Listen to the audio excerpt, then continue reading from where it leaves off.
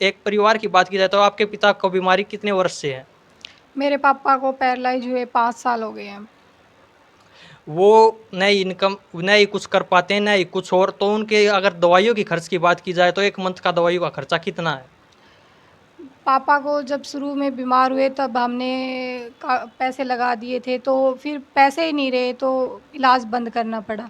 अगर अब कोई इलाज के लिए सामने आता है तो उनका मैं धन्यवाद करना चाहती हूँ, क्योंकि हमारे पास ना इतने पैसे हैं कि घर खर्चा भी चलता रहे, पापा का इलाज भी करता रहे, मेरे गेम भी चलता रहे। अगर कर्जे की बात की जाए, अगर जिस घर के हालात खराब होते हैं वहाँ पर कर्ज भी होता है, तो आपके ऊपर भी कोई कर्ज है? वो जैसे मेरे ताऊ जी हैं बड़े, तो वो जॉब लगे हुए हैं, तो वो हेल्प कर देते हैं, तो उससे हमारा घर खर्चा चलता रहते हैं। तो हमारे सभी दर्शकों से अपील है कि इनकी भी हेल्प की जाए, क्योंकि सब ये तो देखा जाता है कि कोई इनके परिवार वाले पैसे तो दे देते हैं, लेकिन सभी ये सोचते हैं कि उनका पैसा वापस भी मिले। तो उसी को देखते हुए अगर 1 लाख रुपए इनका कर्ज भी होगा तो इनके पास कुछ नहीं बचेगा। तो इनकी हेल्प बहुत ही ज़्यादा कम हुई है। इसके अपेक्षा देखा जाए तो सुनीता कश्यप की अच्छी खासी हेल्प हो चुकी है। तो हमारी ये अपील है दर्शकों से कि उसकी हेल्प को रोककर इस गुड़िया की हेल्प की जाए, ताकि स्पोर्ट्स पर अपना पूरा फोकस कर सकें। तो हम आपसे ये पूछना चाहेंगे, आपके घर में इतनी टेंशन चल रही है और आप स्पोर्ट्स भी कर रही हैं, तो आपके मन में स्पोर्ट्स के टाइम पे ऐसे ख्याल आते हैं? हाँ, गेम करते तो पीछे आता है कि घर पे अब क्या कर रहे होंगे, कभी पैसे की कमी रहती है तो यही रहता है दिमाग में, भई ये पैसे कहाँ से आएँगे? अगर गेम करने जाती हूँ, बाहर जाती हूँ, तो पैसे की दिमाग में आती है कि मम्मी कहाँ से लेके आएगी पैसे, कैसे गेम करूँगी? आपके परिवार में कितने सदस्य हैं? हम 5 सदस्य हैं, मेरे मम्मी-पापा और मैं बड़ी हूँ और मेरे छोटे बहन-भाई हैं। एक साधारण सा परिवार जिसमें न ही कोई कमाने वाला है, 3 बच्चे हैं, 2 ये हस्बैंड वाइफ हैं।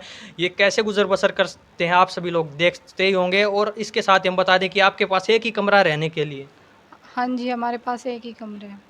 एक ही कमरे में गुज़र-बसर कर रहे हैं, लेकिन आज के समय में यह संभव नहीं है। उसी को देखते हुए इनके घर के लिए भी आर्थिक सहायता की जानी चाहिए, ताकि ये कम से कम 2-3 कमरे, लैट्रिन, बाथरूम वगैरह बना सके। इसमें टोटल 5-6 लाख रुपए का खर्च तो आ ही जाएगा। तो सभी दर्शकों से अपील है कि इनकी ज़्यादा से ज़्यादा हेल्प की जाए। हम ये नहीं कहते कि इनकी हेल्प लाखों में की जाए, हज़ारों में की जाए। अगर एक भी दर्शक इनकी 100-200 रुपए भी मदद करता है तो उसका कुछ नहीं जाएगा, लेकिन 100-200 करके इनकी मदद अच्छी खासी हो सकती है। तो सभी दर्शकों से अपील है कि इनकी मदद की जाए। अगर आपके मेडल्स की बात की जाए तो हमने देखा कि ये काफ़ी मेडल आपके टंगे हुए हैं, तो आपने ये मेडल कहाँ-कहाँ जीते थे?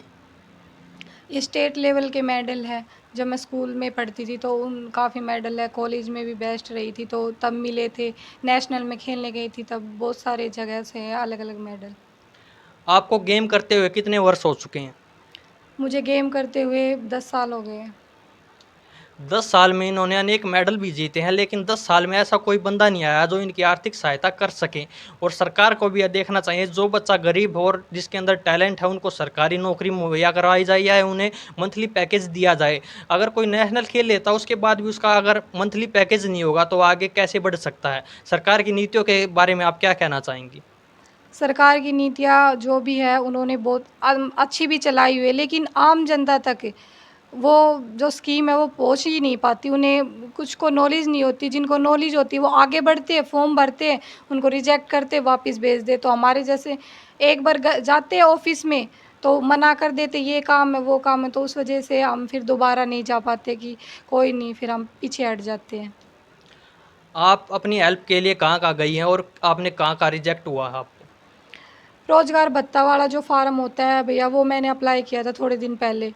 तो मैं गई वारेवाड़ी जमा करवा दिया फ़ॉर्म, तो 5-6 दिन बाद वापस मैसेज आया कि वो फ़ॉर्म रिजेक्ट कर दिया, आपके फ़ॉर्म में कुछ गलती है। तो उस वजह से फिर क्योंकि कोई भी फ़ॉर्म भरते तो ऐसा ही होता है, फिर हमने वो भरना ही वो कर दिया। क्योंकि जैसे राशन कार्ड का भरा था, राशन कार्ड के लिए अप्लाई किया था, तो डीसी ने रिजेक्ट कर दिया, तो फिर हमने कोई वो नहीं किया।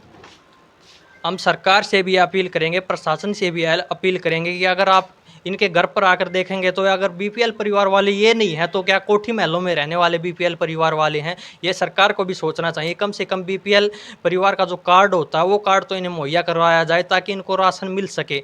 इस बारे में हम सरकार से पूरा अनुरोध करते हैं। हो सकता है कि 1-2 महीने के अंदर इनका बीपीएल कार्ड भी बन जाए। सरपंच को भी इस बारे में सुध लेनी चाहिए।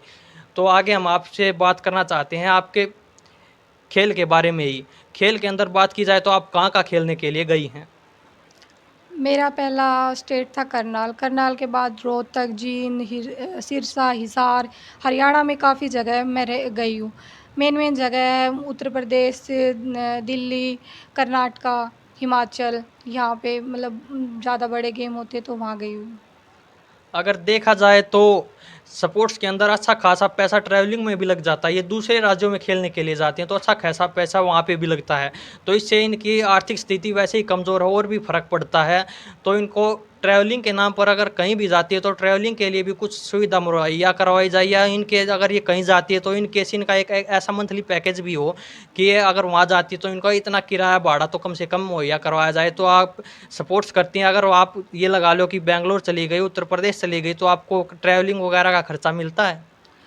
हाँ, गवर्नमेंट ट्रैवलिंग वगैरह का तो खर्चा देती है, लेकिन यहाँ से कैंप लगा कहीं जाना पड़ा तो उसके लिए अगर प्राइवेट संस्था से हम खेलते हैं, हर तरह के गेम आते हैं, गवर्नमेंट भी आते हैं, वैसे भी आते हैं, तो उनमें जैसे प्राइवेट गेम आते तो अगर कोई एसोसिएशन करवाती है गेम तो उनमें खर्चा लगता है 5,000 के करीब, 5 भी लग जाते हैं, दूर जाते 6 भी लग जाते हैं, कई बार 10 भी लग जाते हैं।